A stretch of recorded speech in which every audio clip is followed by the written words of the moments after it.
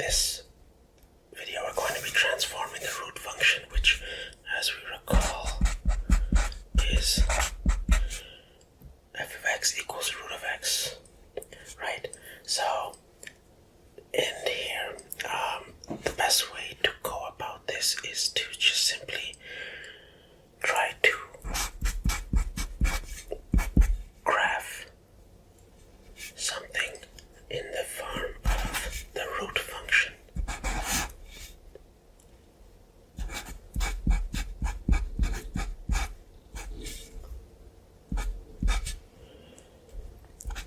So today we're going to try to graph out this function here. So we know that this is our parent function.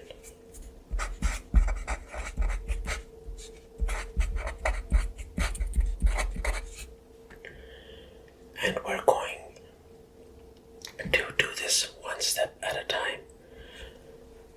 So from previous videos we know that this -1 is our vertical translation. So that's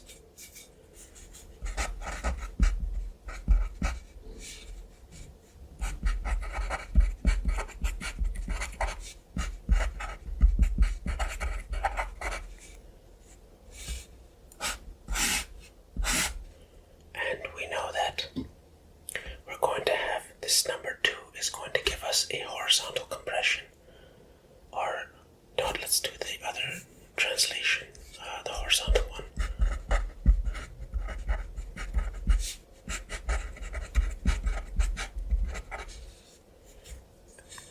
And this horizontal translation is going to go 4 units to the left.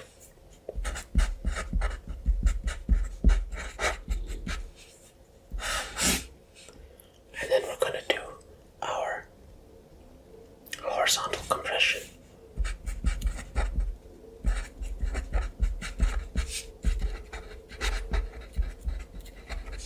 Enough space. By a factor of, and you'll see why that's half in a second. And then we have a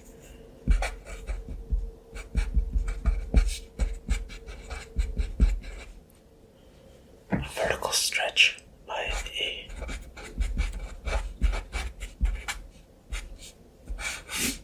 factor of 3, which is that. And then I almost missed that, it's the negative sign. So we're going to have a reflection on the x-axis.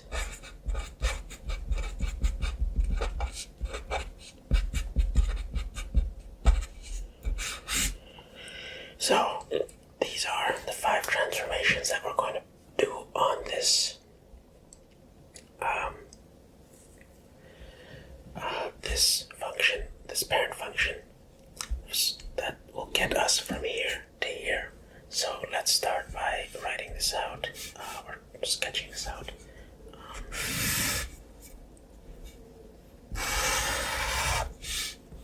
So let's put this at 0, and let's do 2, 4, 6, 8, 10. 2, 4, 6, 8, 10.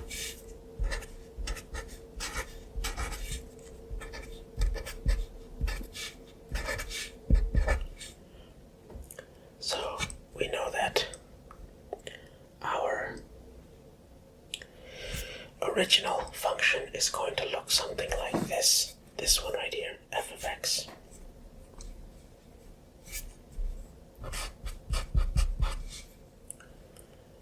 Our coordinates at 0. X value, we're going to have 0. At 1, we're going to have 1.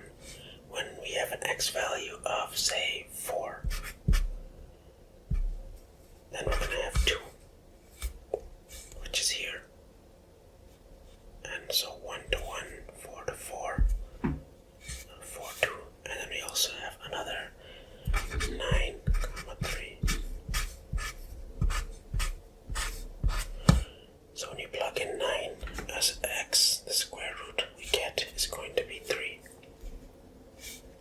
That's our y value. So that is going to look something like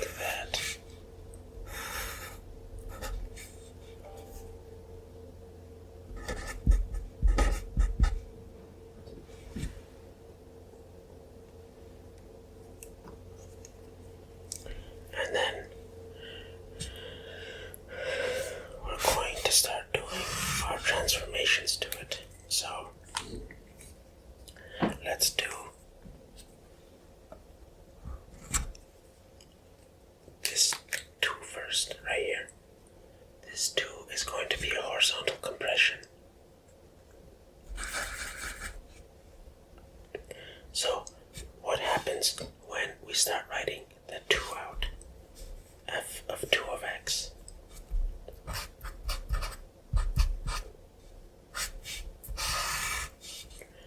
At 0, we still have 0. But now, our horizontal compression, so when we have, say, a half now, to get the same output as 1, in order for this to be 1, now we have to put, because now this is 2x, so this is basically this, y equals root 2x. So in order for this to be 1, this entire side has to be 1. And that's only true when you have 1 under here. So if x is half times 2, that'll give me 1 under the square root. And that will give me 1 to 1. And that same goes for here.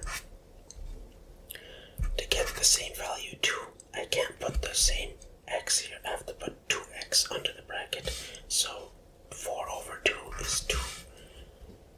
And then same with 9.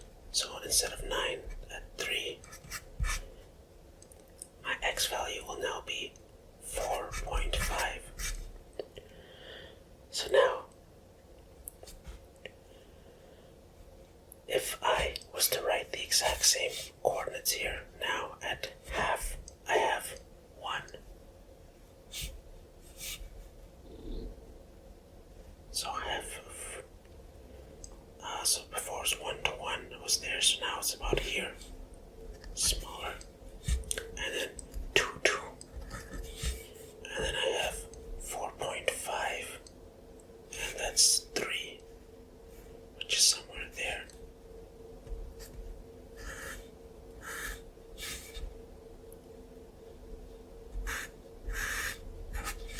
And that's how my y equals 2x. And understandably, if I was to put a smaller number there, like instead of 2x I put 1 over 2x, these numbers would have to be bigger, so it would actually be thinner down here. It'd be a stretch, a horizontal stretch. Right now it's a horizontal compression. So now that we've done that, let's move on to the next transformation. Let's do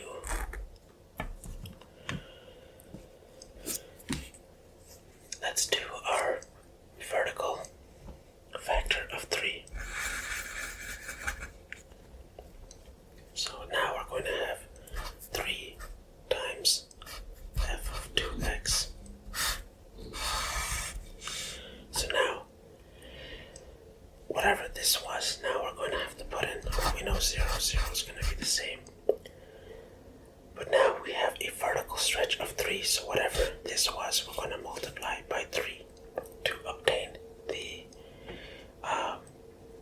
values that we're looking for. So for at half now, our half was over here somewhere. Now instead of that value at 1 over 2 is going to have a vertical stretch of 3, so my y value is going to go from 1 to 3. And same for here, so 1 over 2, and now it's going to be at 3. And for my value at 2, what I had before was 2, now it's going to be 6. And what I had before for 4.5, now it's going to be 9.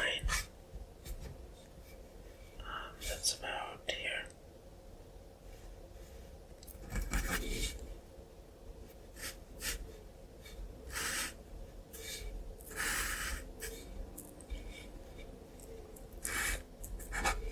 And that's y equals 3 root 2x. So now let's do another transformation. So far it's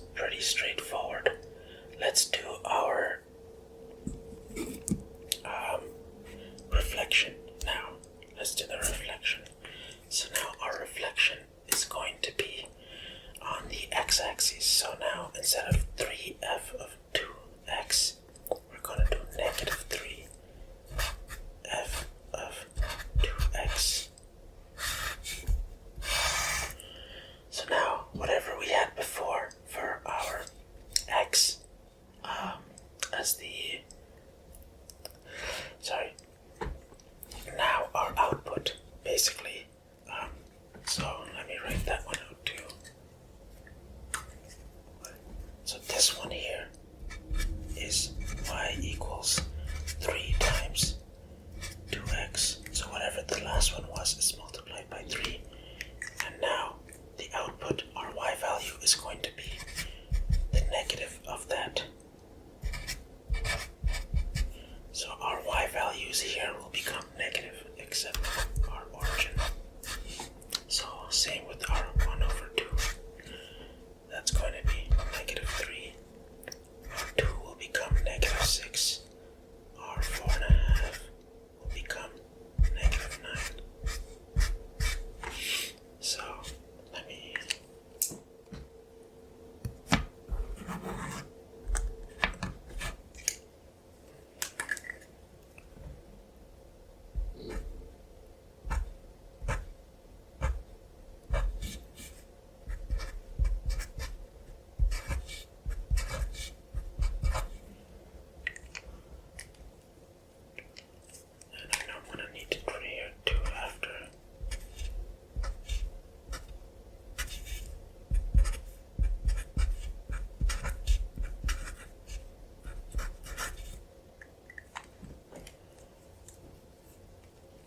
So now let's draw this one. So we're going to have this value flipped. So that will become from 3 to negative 3, and at 2 we're going to have, instead of 6, we're going to have negative 6. And then at 4.5 we're going to have negative 9, which is somewhere here. So now you can see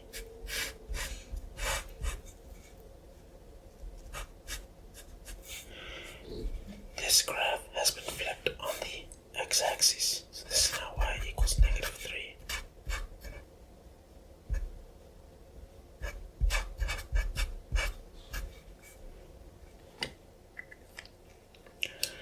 So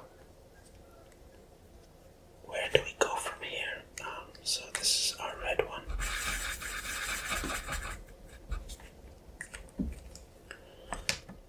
We just have our transformation. We just need to move it. So here, these two.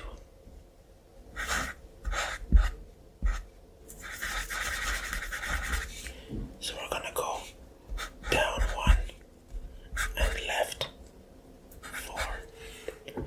So each one of these points will go down 1 and left 4. So we can actually write that out here. So this will now be negative 3.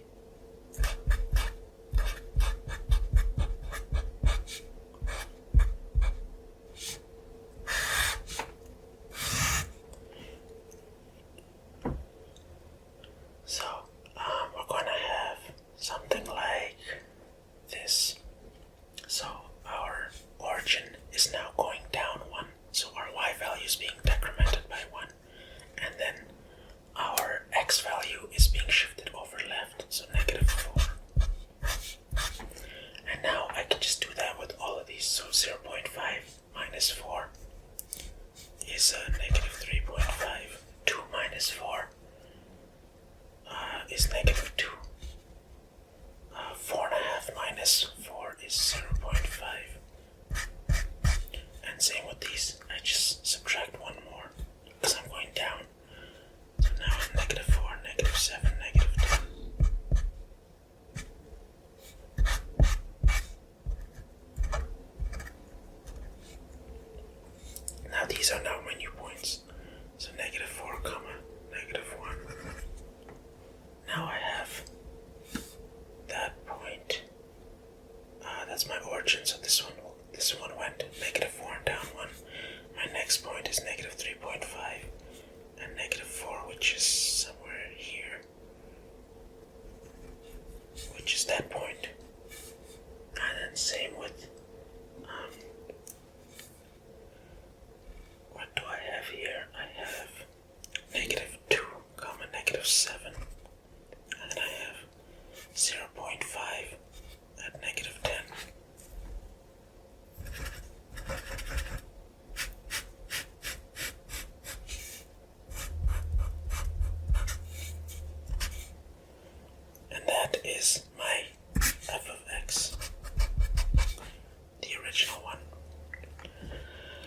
So yeah, now we see how step by step we can move the graph.